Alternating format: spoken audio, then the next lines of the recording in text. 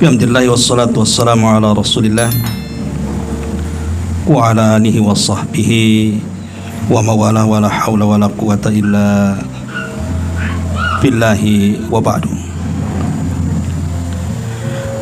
Alhamdulillah di sore hari ini kita bisa duduk untuk berkumpul dalam rangka thalabul ilmi, dan tak lupa kita salawat dan juga salam kita hadiahkan kepada Rasul kita Nabi besar Muhammad sallallahu alaihi wa ala alihi wasallam. Ma'asyiral muslimin wal muslimat rahimani wa rahimakumullah. Kajian di sore hari ini mungkin kita buat kajian tematik saja, di mana kita akan menjelaskan secara singkat tentang orang-orang yang jauh daripada Allah Subhanahu wa ta'ala. Ma'asyiral muslimin wal muslimat rahimani wa rahimakumullah. Seorang muslim ketika jauh daripada Allah Subhanahu wa ta'ala, maka akan sangat membahayakan bagi kehidupannya. Karena bagaimanapun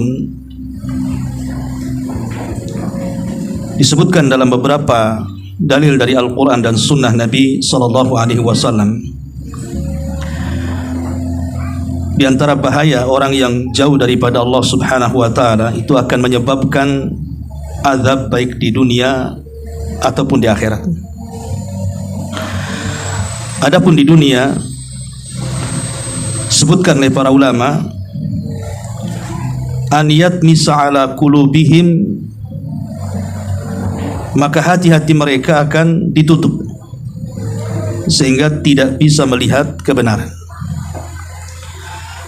Dan itu disebutkan dalam surah Al-Kahfi ayat 57, wa man adlamu mimman dzukira bi ayati rabbih fa a'rada anha.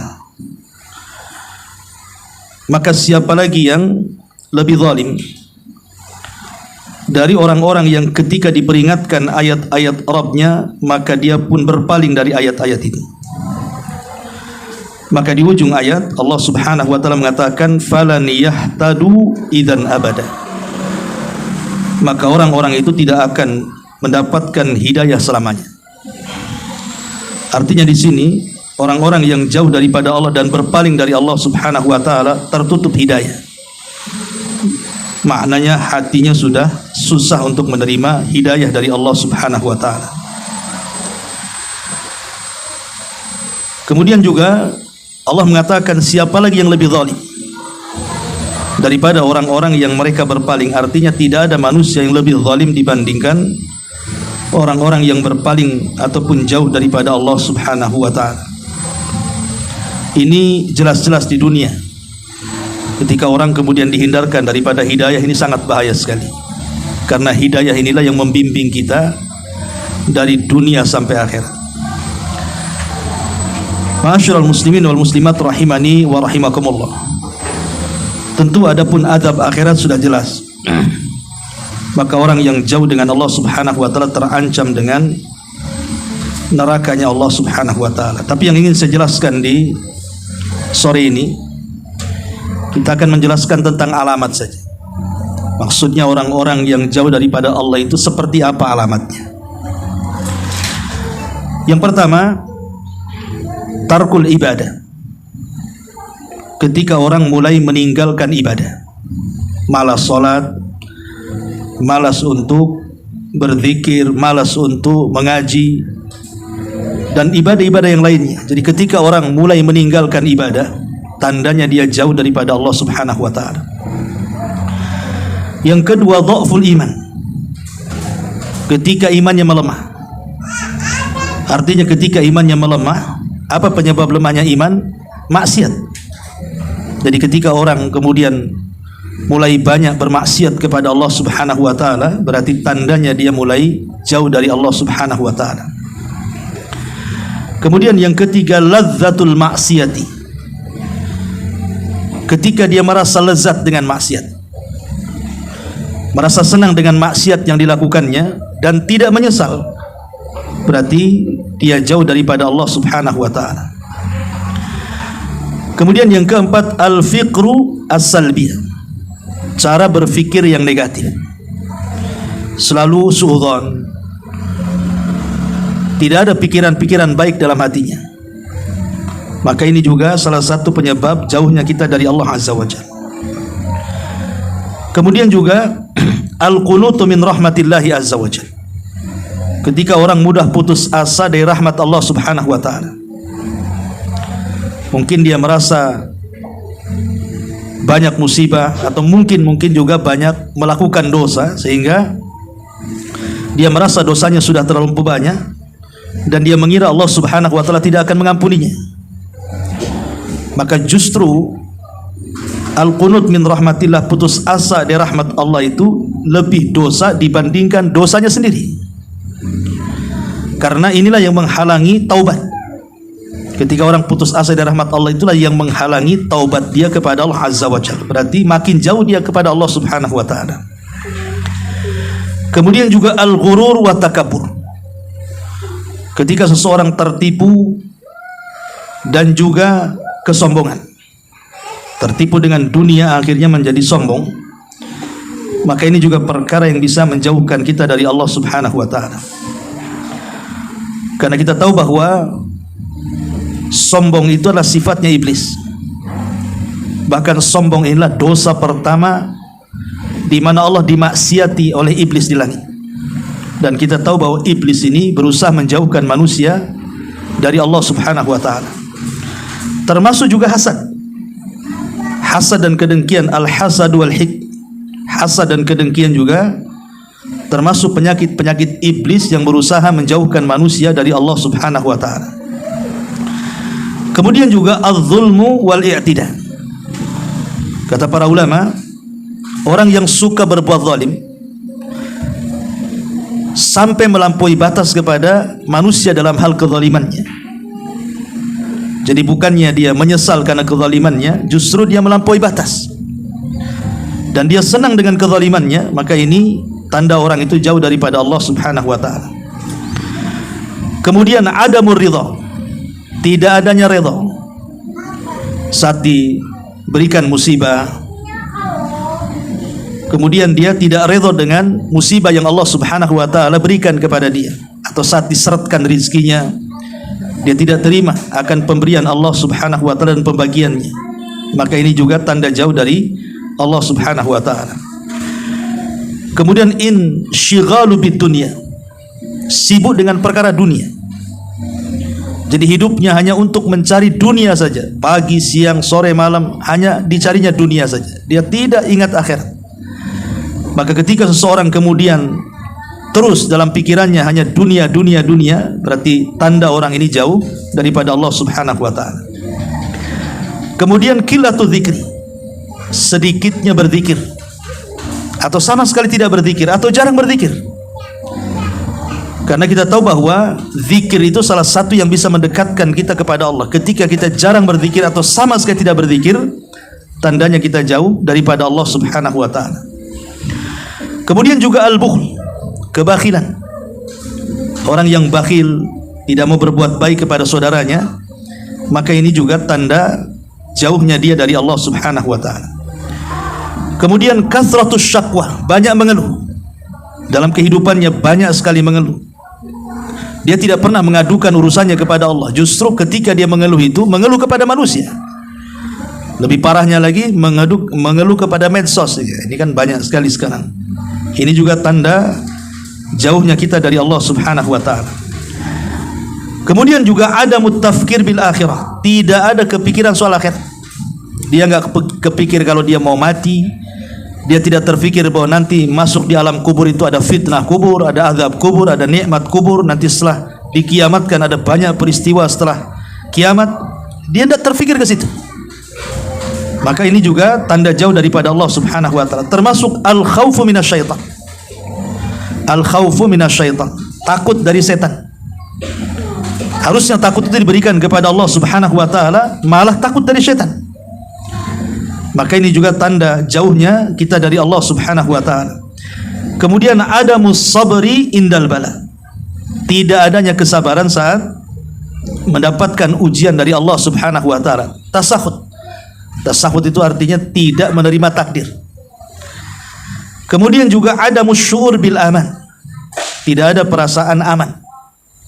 Yang ada hanya kekhawatiran dan kekhawatiran. Maka perasaan-perasaan seperti ini juga tanda jauhnya kita dari Allah Subhanahu wa taala. Termasuk juga orang-orang yang mereka terkadang meninggalkan dosa besar, tetapi mereka terjerumus kepada dosa kecil. Ketika dia melakukan dosa kecil, dia terus-terusan melakukannya sehingga menjadi besar. Seperti mamanya orang yang meremehkan melihat di medsos, mamanya kan, kita melihat YouTube atau apa, gambar-gambar yang tidak boleh dilihat karena melihat aurat. Ya mungkin itu dosa kecil, tapi kalau terus-terusan akan jadi besar kan begitu. Artinya dia tidak pernah muraqabah dengan Allah Azza wa Jalla, tanda dia jauhnya dari Allah Subhanahu wa taala. Ataupun terkadang seorang muslim itu merasa malu dengan keislamannya. Jadi kalau dia menggunakan pakaian-pakaian syar'i, malu, pakai jilbab, malu. Kadang-kadang waktunya sholat di kendaraan tak mau sholat karena malu. Atau mungkin membawa mushaf dia malu. Pokoknya ketika dia malu dengan identitas keislamannya, maka itu tandanya jauh daripada Allah Subhanahu wa taala. Termasuk juga al-inbiharu bil gharbi. Tasyabuh dengan orang-orang kafir barat, atau tasyabuh dengan orang-orang Yahudi ataupun Nasrani. Ketika dia kemudian mulai tasyabuh, menyerupai mereka, orang-orang kafir, maka itu juga disebutkan dari tanda-tanda jauhnya dia daripada Allah Subhanahu wa taala. Termasuk juga memandang hina orang yang berbuat dosa dan menganggap dirinya suci. Jadi seolah-olah kalau melihat orang-orang yang mungkin tidak sealim dia, tidak sesyar'i dia pakaiannya, ya dianggap mungkin rendah begitu ya. Maka ini juga tanda daripada jauhnya dia dari Allah Azza wa Jalla. Karena bagaimanapun amal itu kan ditentukan akhirnya. Bisa saja kita yang sekarang nampak syar'i, yang kita lihat orang tidak syar'i, rupanya dia bertobat, kita pula yang maksiat. Itu kan tanda daripada ghurur tadi yang pertama kan, merasa adanya takabur dalam hatinya. Kemudian juga ma'asyiral muslimin wal muslimat rahimani wa rahimakumullah, kasratul dhahik wal mizah wal lahwi wal la'b. Banyak tertawa, banyaknya main-main, banyaknya bersendau gurau, banyaknya mengeluarkan kalimat-kalimat yang tidak ada faedahnya dibandingkan yang ada manfaatnya. Maka ini juga tanda jauhnya kita dari Allah. Kenapa? Karena syaitan sengaja melalaikan dengan permainan-permainan sehingga kita lupa dari Allah Subhanahu wa taala. Termasuk juga as-sukhriyatu wal istihza. Ketika dia mengolok-olok orang lain, menghina orang lain, maka itu juga termasuk tanda-tanda jauhnya kita dari Allah Azza wa Jalla. Termasuk al-ghibatu wan namimatu wal la'n was-sabbu. Orang yang suka berghibah, apalagi mengadu domba, apalagi suka melaknat dan mencela, maka itu juga tandanya dia jauh daripada Allah, karena lisannya tidak bisa dijaga. Sebab kalau dia muraqabah, merasa diawasi Allah bahwa setiap kata-katanya akan dicatat, tentu dia tidak akan mengeluarkan kata-kata ghibah, namimah dan yang semacamnya, karena dia takut dengan Allah. Ketika tidak takut dan jauh daripada Allah, makanya lisannya dia berghibah ya. Termasuk nisyanu dzambil madhi, melupakan dosa-dosa masa lalu, melupakan dosa-dosa masa lalu. Wa wadha'a dzambu ala dzambi, kemudian meletakkan dosa baru di atas dosa barunya lagi, artinya menumpuk-numpuk dosa. Harusnya kalau orang berbuat dosa, menyesal kan, kenapa dulu saya berzina, kenapa dulu saya minum khamar, kenapa saya dulu berjudi, kenapa dulu saya menggibah, kenapa dulu saya mentato, dan begitu seterusnya. Ini tidak ya, tidak merasa menyesal, bahkan seolah-olah dosa itu dilupakan dia. Maka ini juga tanda-tanda jauhnya dia dari Allah Subhanahu wa taala. Termasuk juga tulul amali, panjang angan-angan. Ya, ketika orang itu panjang angan-angannya, tentu masalah dunia ya, kepengen rumah bagus, kendaraan bagus, pengen punya tanah, punya ini, punya perusahaan, macam-macam kan.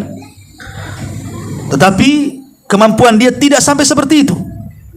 Maka tulul amal ini juga bagian daripada jauhnya seseorang dari Allah Subhanahu wa ta'ala.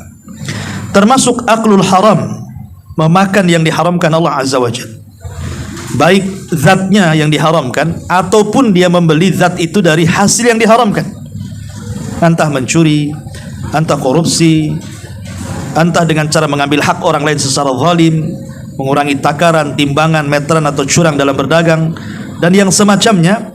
Maka orang ini jauh daripada, sebab kalau dekat dengan Allah tidak mungkin dia melakukan hal yang seperti ini. Termasuk juga at-tahawun fi ada'is salati, meremeh-remehkan ketika dia melaksanakan salat, karena salat itu kan silah hubungan kita dengan Allah Subhanahu wa ta'ala. Ketika kemudian kita melalaikan hubungan kita dengan Allah, itu tandanya dia jauh daripada Allah. Makanya orang-orang yang meninggalkan salat dipastikan dia jauh daripada Allah Subhanahu wa ta'ala, karena memutus hubungan langsung dengan Allah Subhanahu wa ta'ala. Termasuk juga kasratu mujalasatil aghniya min ahli dunia, banyaknya bermajlis dengan orang-orang yang cinta dengan dunia. Kalau orang yang suka bermajlis dengan orang-orang yang cinta dunia, maka akan terlalaikan dengan akhirat. Tapi sebaliknya, orang-orang yang suka bermajlis dengan ahli akhirat, maka sedikit banyak akan terlupakan dunia. Itu kan tarik-tarikan di situ.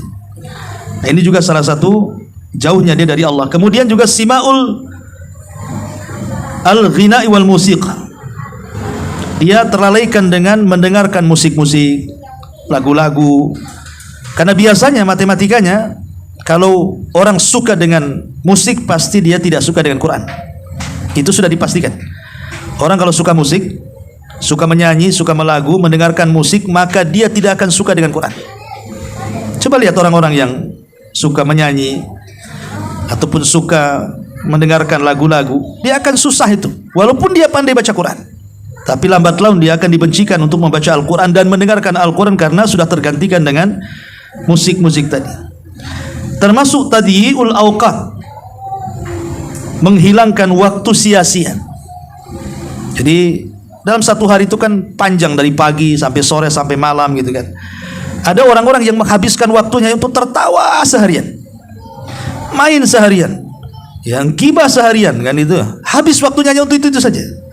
Maka orang yang kemudian menghabiskan waktunya dalam hal kesia-siaan, berarti tanda dia jauh daripada Allah Subhanahu wa ta'ala. Termasuk juga ittiba'un nafsi li ammaratin bisu, mudah untuk mengikuti hawa nafsu. Apa yang dikehendaki hawa nafsunya, dia ikuti. Jadi tidak pernah ditahan. Makanya ada seorang sahabat, kalau tidak salah Abdullah ibn Umar radhiyallahu anhuma, dia bertanya kepada seseorang yang membeli daging di pasar, dan selalu membeli daging di pasar. Jadi kata beliau, apakah setiap yang kau kehendaki kau beli? Apakah setiap yang kau inginkan kamu langsung beli? Begitu maksudnya. Maka kata beliau, tahanlah nafsumu, karena tidak semua yang kita beli itu terkadang kita hajatkan. Ya, kadang-kadang keinginan kita saja pengen beli ini, beli itu, setelah kebeli pun ternyata tidak ada manfaatnya juga. Kadang-kadang menyesal, maka dipikir dulu gitu ya.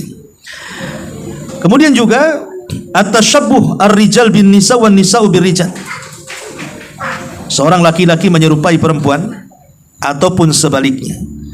Maka ini pun tanda-tanda jauhnya dia dari Allah Subhanahu wa ta'ala. Kenapa? Karena sudah menyalahi fitrahnya, menyalahi kodratnya.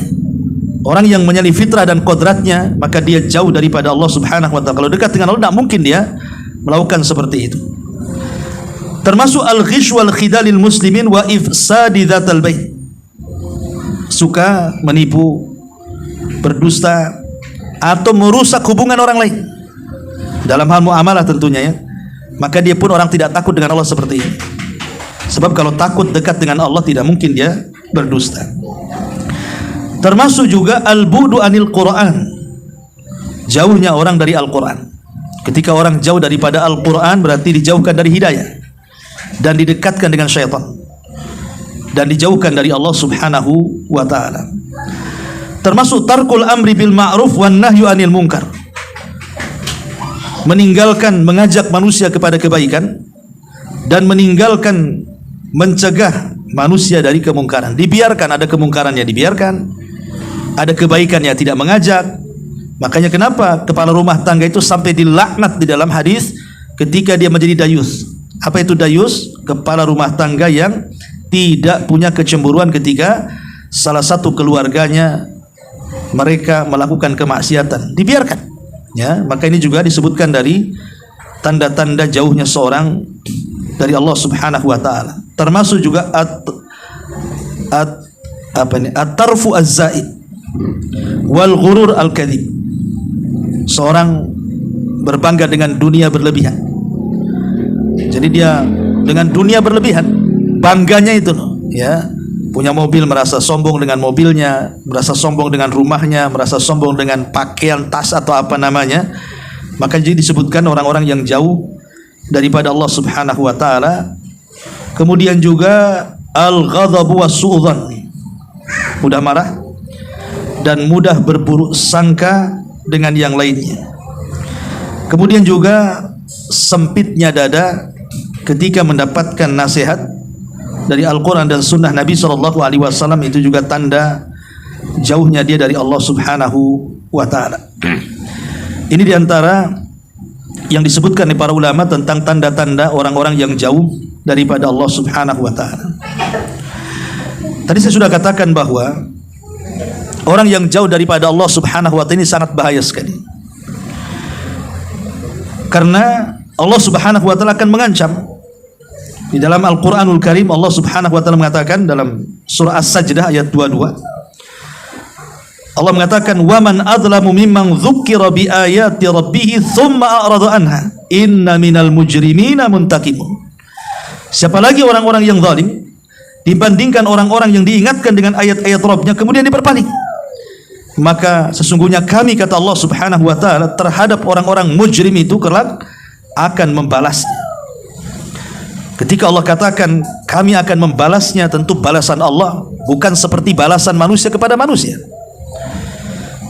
Paling tinggi manusia ketika balas dendam paling membunuh. Itu paling tinggi manusia itu kalau tidak suka dengan orang, marah, paling tinggi kematian, dibunuhnya. Tapi kalau Allah Subhanahu wa ta'ala membalas, jauh lebih dahsyat dibandingkan balasan manusia kepada manusia. Sebab balasannya neraka, naudzubillah kan gitu. Dan neraka itu jangan dibayangkan dahsyatnya dan kengeriannya. Ini diantara tanda-tanda yang disebutkan oleh para ulama, ya. Mudah-mudahan bisa menjadi bahan renungan bahwa kita hidup di dunia ini harus dekat dengan Allah Subhanahu wa ta'ala, karena Allah itulah yang akan menjaga kita. Bagaimana Nabi SAW mengatakan kepada Abdullah ibn Abbas radhiyallahu anhuma, apa kata Rasul? Ihfadillah yahfadka, ihfadillah tajidhu tujah. Jagalah Allah, niscaya Allah akan menjaga kamu. Jagalah Allah, niscaya engkau akan mendapatkan Allah di hadapan. Artinya siapapun yang dekat dengan Allah, maka kita akan mendapatkan penjagaan. Makanya dahulu ada seorang kakek yang sudah tua, usianya ya 80 tahun ke atas, tapi pendengarannya baik, penglihatannya baik, kemudian juga bicaranya juga baik gitu ya. Rupanya ketika ditanya rahasianya, karena selama hidupnya dia tidak pernah meninggalkan membaca Al-Quran. Jadi setelah tuanya, itulah bukti bagaimana Allah Subhanahu wa ta'ala menjaga dia. Tapi masalahnya, kebanyakan orang-orang yang jauh daripada Allah Subhanahu wa ta'ala itu adalah nampak ketika Allah Subhanahu wa ta'ala memberikan ujian. Biasanya orang yang semakin jauh dari Allah Subhanahu wa ta'ala itu tampak ketika Allah Subhanahu wa ta'ala memberikan ujian. Itu paling tampak. Mungkin kesulitan ekonomi, ya, terkadang saking susahnya, saking miskinnya, bukannya makin dekat kepada Allah, malah justru datang ke dukun, datang ke orang-orang pinter, kadang-kadang jadi penjahat gitu ya, untuk memenuhi kebutuhannya. Atau saat sakit, terkadang dia tidak sabar, tidak redha, atau mungkin ketika ada masalah, di keluarganya, dengan orang tuanya, dengan pasangannya, dengan tetangganya. Itu nampak sekali. Ya, disebutkan oleh para ulama ada 3 ayat kalau kita renungkan. 3 ayat ini kalau kita renungkan, maka hidup kita akan tenang dan semakin dekat dengan Allah Subhanahu wa taala, terutama ketika kita banyak masalah. Pertama, surah Al-Hijr ayat 97 sampai 99. Yang kedua, surah An-Nahl ayat 127 sampai 128. Dan yang ketiga, surah Thaha ayat 24 sampai 27. Baik, kita akan baca ayatnya. Allah Subhanahu wa taala mengatakan dalam surah Al-Hijr, "Walaqad na'lamu annaka yadhiku sadruka bima yaqulun." Dan sungguh kami mengetahui, sesungguhnya engkau wahai Muhammad merasa sempit dadamu terhadap apa yang mereka katakan. Jadi Nabi SAW saja pernah sempit dadanya. Akibat apa? Akibat ucapan orang-orang kafir. Padahal Nabi SAW diutus itu untuk mengajak manusia kepada kebaikan. Tetapi bukannya diterima kebaikan, malah kemudian dilontari dengan kalimat-kalimat yang justru menyakitkan hati. Rasul dikatakan gila, penyihir, pemecah belah, tukang macam-macam kan gitu ya. Sampai bukannya disakiti secara lisan, secara fisik pun disakiti. Makanya Allah mengatakan walaqad na'lamu annaka yadhiku sadruka bima yaqulun. Tetapi Allah Subhanahu wa taala memberikan 3 solusi kepada Rasul supaya hatinya tenang. Pertama, fasabbih bihamdi rabbik. Perbanyak tasbih. Perbanyak mengucapkan tasbih. Yang kedua, wakum minas sajidin. Perbanyak melakukan sujud, artinya salat. Kemudian yang ketiga, wa'bud rabbaka hatta ya'tiyakal yakin. Teruslah beribadah kepada Allah sampai datang kematian. Allah memberikan solusi kepada Nabi di sini. Pertama, perbanyak tasbih. Yang kedua, perbanyak salat. Yang ketiga, perbanyak ibadah sampai kematian menjemput kita. Ini yang pertama. Yang kedua, surah An-Nahl ayat 127 dan 128. Wasbir wa ma sabruka illa billah. Sabarlah engkau wahai Muhammad, wa ma sabruka, dan tidaklah kesabaranmu illa billah, kecuali karena Allah. Wala tahzan alaihim, jangan kau sedih atas mereka. Wala taku fi dhaiki mimma yamkurun, dan jangan sempit hati terhadap makar-makar mereka. Innallaha ma'al ladzina taqaw wal ladzina hum muhsinun, karena Allah akan bersama orang-orang yang bertakwa dan orang-orang yang mereka senantiasa berlaku ihsan, baik. Di sini ada solusi, ya.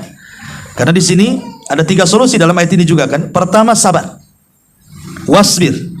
Kalau kita ingin tenang hatinya, sabar, jangan sedih. Yang kedua, disuruhnya kita bertakwa. Ya, takwa itu artinya terus merasa diawasi Allah, sehingga apapun yang kita lakukan menjadi takut karena merasa diawasi. Itulah makna takwa. Kemudian terus berbuat baik.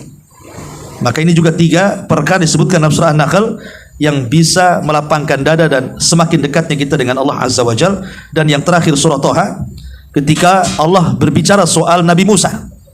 Bayangkan Nabi Musa diutus kepada siapa? Fir'aun. Dan Fir'aun itu manusia paling bejat, ngaku Tuhan lagi, membunuh anak-anak kecil, dan dikenal kebengisannya. Lah Musa diperintah untuk datang ke raja sezalim Fir'aun. Makanya Allah mengatakan idhab ila fir'auna innahu tagha. Pergilah kepada Fir'aun karena dia melampaui batas.